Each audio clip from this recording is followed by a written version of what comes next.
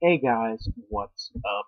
I'm here with a review of a Japanese science fiction splatter horror film from 2010 from the director of Tokyo Gore Police, Vampire Girl vs. Frankenstein Girl, as well as the director of Zombie Ass, F is for Fart, and Machine Girl.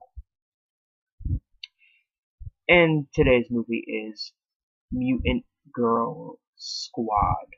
Mutant Girls Squad.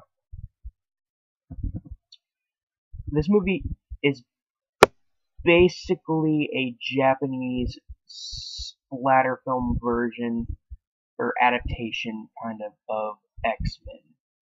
It's about mutants who are trying to stop the government from killing people that are anti-mutant. That are just killing, stop the government which is anti-mutant from killing all the mutants. Um, so yeah. The film starts with a shot of a flower and credits over it, and then shots of guys in armor running around hunting mutants, and they come across one who slices a man who slices his. They come across one, and a guy gets his head sliced in half. Um, let's see. They continue to fight, and another mutant comes up. Mutant chick comes up and kisses this guy and causes his head to explode. So the rest of this police force kind of, or task police, uh, you know, the rest of them are just kind of killed off. And then the first chapter of the film begins. Yes, this film is actually divided into chapters. And the first chapter is Awakening.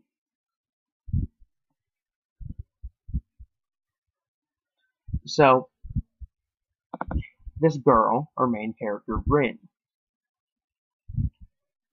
it starts with her kind of looking at her fingernails, and she's like, "Oh, my fingernails are, like really hard, and they really ache. My fingertips ache." She talks to her parents, goes to school. It turns out she's bullied, and she's very shy.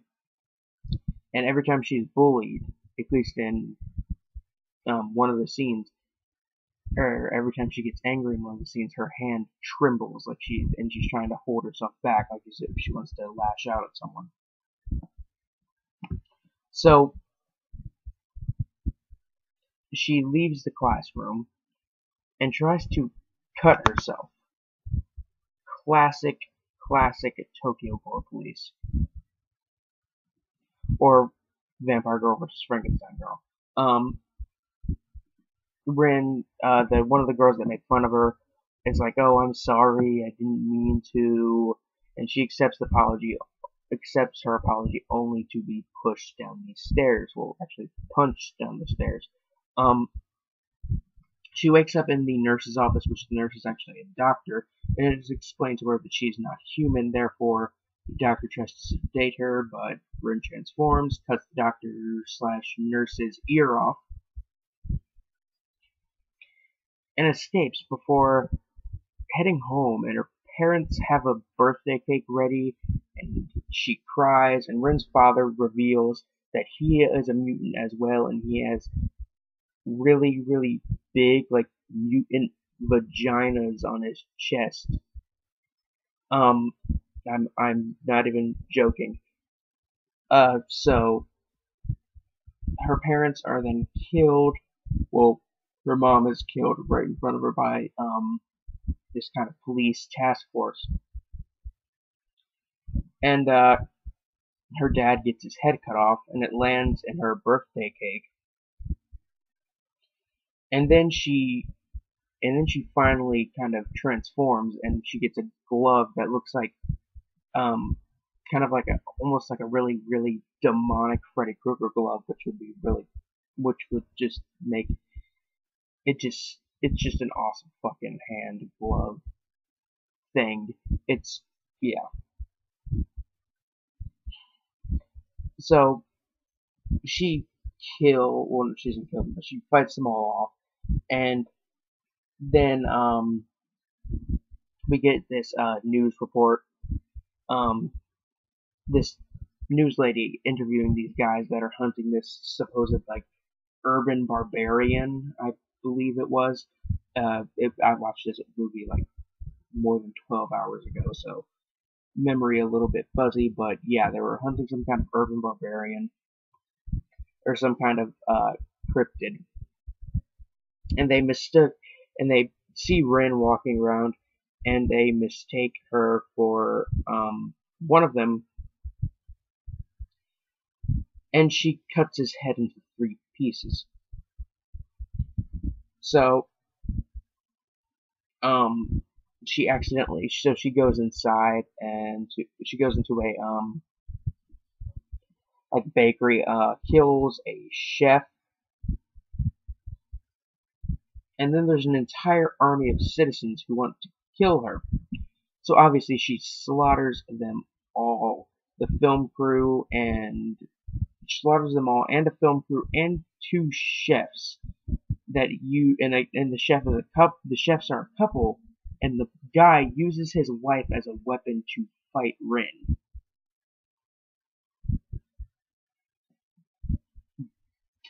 So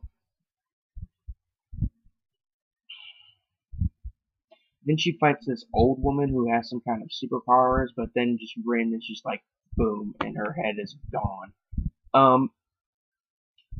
Rin continues to kick major ass, and it just doesn't get old. So Rin is saved by another mutant with a samurai sword, and that's where I ended it. Much like the other films from these directors, they are very funny, clever, gory, sexy, ridiculous, over the top, and enjoyable as hell to watch. I mean, we are talking chainsaw asses, sword or breast swords, and magically sprouting arms, and chest vaginas. The acting is cheesy. Well, not cheesy, but the acting is kind of bad. Along with the writing, which, then again, in this kind of film, we don't really care about that. Much like every other film these guys have done, the gore, the humor,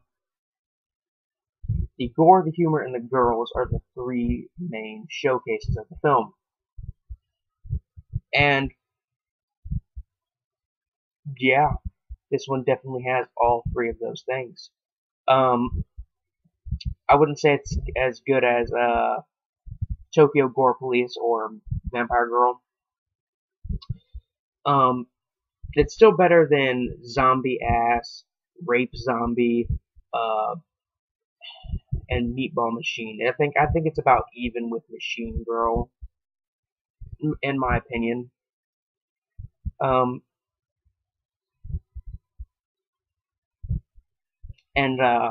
Let's see. Camera work and lighting is pretty good. So on the gore meter from 1 to 10, 1 being something like The Corpse Grinders and 10 being something like Brain Dead, this movie's a 7 or 8, just like the other films I previously listed, being Tokyo Gore Police, Vampire Girl vs. Frankenstein Girl, Meatball Machine, Machine Girl, Zombie Ass, Rape Zombie, all of them violent and over the top. This one's a 6 or 7.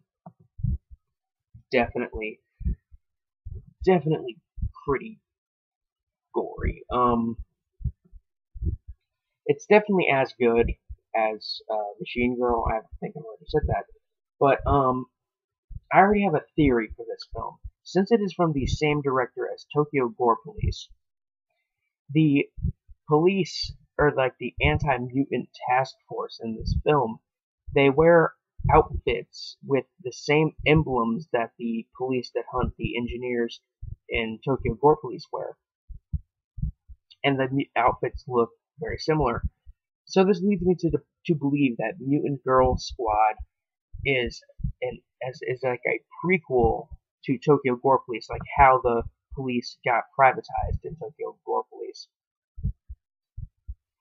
and why and how engineers kind of um and how like and how because the engineers were created not just because as an experiment or anything, but to actually like make stronger mutants that could fight back. That's just my personal theory, but it could mean these films are canon to each other, maybe, or maybe it's just a sweet reference. Either way, it's pretty awesome to see those outfits again. Um, oh yeah, one thing I forgot to mention. Um, machine gun noses.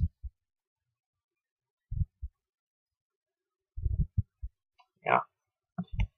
Uh, so yeah.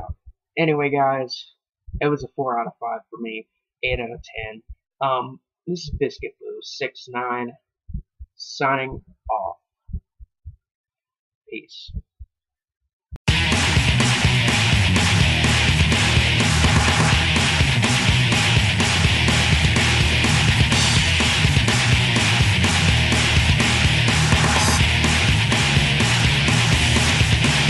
You're listening to a demo for